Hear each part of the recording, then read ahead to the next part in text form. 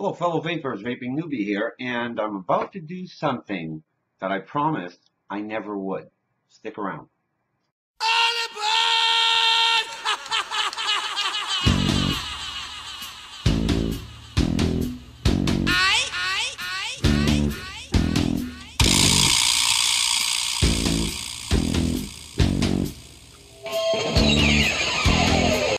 Recently, I received a purchase that I made from Fasttech.com. Now, I'm not going to get on my soapbox. I started with Fasttech because they were selling something I couldn't find at the time, and that was a black K fund. And it became a comedy of errors. And every time they would send me one of the black K funds, it wouldn't work, and I'd send it back, and they'd owe me money on the shipping. Their service is magnificent, but I prefer simply to support local vendors. So take that as it is. You'll pardon me because I just got a condition where the right side of my face doesn't work properly. So you pardon me on this. But what I did in the money that they owed me for the shipping back and forth, I picked up a Russian 91 clone from them. Now I have a few already, and lately there's been a lot of conversations about wicking it. Not coiling it, obviously, but wicking it. But let me walk you through. This I found was just so nicely put together. So it came in a box like this, and I'm going to put a link to this specific Russian 91. It had some really good reviews, so I based my choice on that. And inside the box, you'll see you have the Russian 91. You have the polycarbonate tank. You have one of those little needle fill bottles, as well as usual, little baggie. And it's got the Allen key, the blue screwdriver, some extra screws, some Canthol, some silica, and some extra O-rings. So that's always nice. When I looked at it, now this has been completely cleaned out yesterday. When I look at it, the thing I loved about it was this matte gray finish. I thought that looked really nice. And then there's the Russian 91 logo. I don't know if you can pick that up. And it is a bottom fill tank like most of the Russians, and we're going to be discussing that. The one thing I found, the threading is nice, but squeaky. Okay, so when you take it apart, the one thing that always astonishes me is that look at the chimney. Look at how big the chimney is. I mean, that is a long chimney. And it is a one-piece, no, it is not a one-piece chimney. It does separate into two, okay? The 510, or the basic 510 drip tip just pulls off, does not screw in. So you can change that if you don't like the drip tip. And then you have the build deck. Obviously the tank portion, which is this. And then you have the build deck. And I hope you can pick this up because these are on receipt, the biggest juice channels I've ever seen. That is just simply amazing in my opinion. So I'm going to try a build, and what I'm going to do is I'm going to put on put on a coil, make a coil, put it on, and then wick it.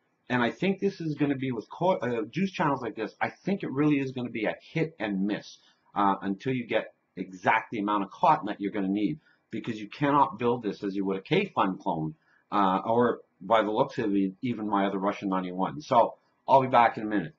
The coil is in, and before I continue, I do want to say that I understand that there are a lot of videos on this, but I wanted to do the particular about a Russian 91 because I find it's a wee bit different.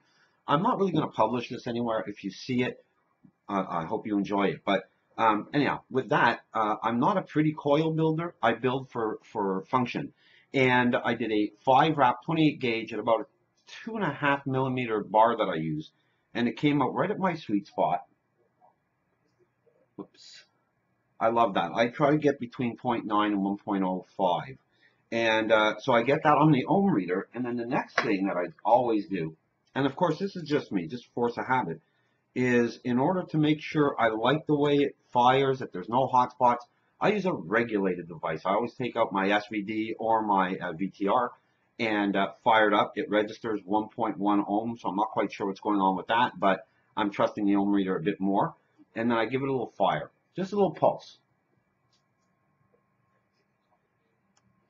And it seems to be firing just nice. So that's the coil part. To me, the easiest part. The hardest part on any build that I do is always the cotton, the right amount of cotton, the right thickness of cotton. So I'm going to give it a whirl, and I'll be back. So got some cotton on there. I put a wee bit more than I would with my K funds because those juice channels are they seem to need it. It's just been my experience with the Russian 91s. So I simply take these coils have been juiced slightly, and I'm going to put the first part of the chimney on.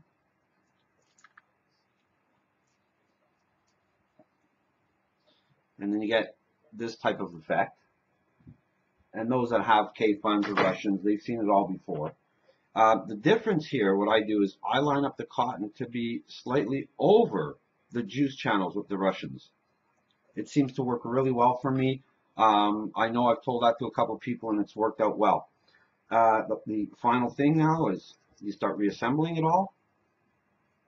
So you put the bottom part. Now for this juice that I'm using, and I'll get to that in a moment, I'm going to do a little fire, and the machine that I have handy right now is a SVD. And I use them on a daily basis. I also use them for testing, as I said. Want to make sure. Oh, looking good. Just a little pulse, folks. Nothing more than that. I put the top part of my chimney on. Reassemble the rest of my tank. And there's one final thing that I do with the Russian that I generally don't do with the K-Fun, and that's I give it a little toot. I want to make sure there's no gurgling. It seems fine. Now we have to bottom fill it. For some reason, every time I'm on the Russian 91s, I bottom fill it. The K-Funs I top fill. I do have a K-Fun Light that I bottom fill, but generally my Russian 3.1s, my K-Fun 3.1s, I top fill. The Russians, to me, and I'm not 100% sure why, they should be bottom filled. So let me get some juice in. I'll be back in a minute. The funny thing about the Russian 91s, this particular model and the black one, its sister that I have, the bottom fill screw sticks really tight onto the base, so it takes a little work, but you eventually get it out. And for the juice that I'm doing for my first go on this is a new one by jugheads.co, and this is called Nectar of the Gourds.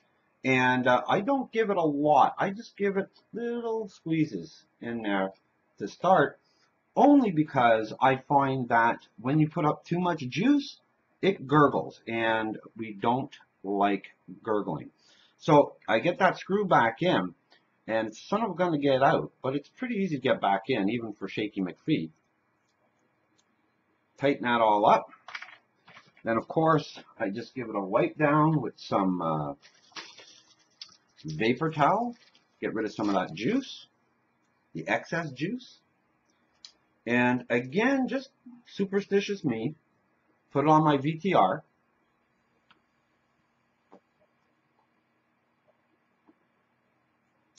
Works very nice, but for its maiden run, for its first tank, I must, and I have no choice in this, folks, because I'm just so over the top about this. I put it on a machine that was given to me by the Vaping Newbie Facebook family at VapeCan, and I've shown it off before. It's my nemesis, and I think that looks absolutely sweet.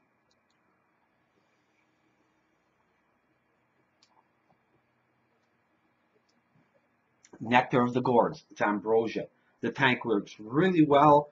I did play with the airflow. I like a bit looser a draw.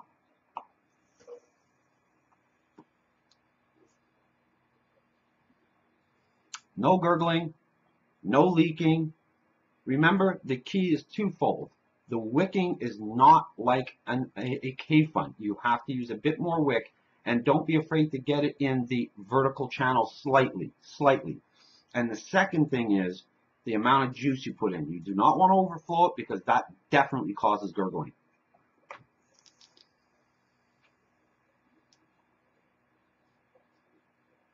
Well, I think we got a good keeper here. Folks, I hope you enjoyed this. Again, it was not to be a lesson. It was not to be instructional. It was just to give some um, basic advice that I gave on the Facebook page Vaping Newbies, and it seemed to work for a couple of people. So I just wanted to pass that on.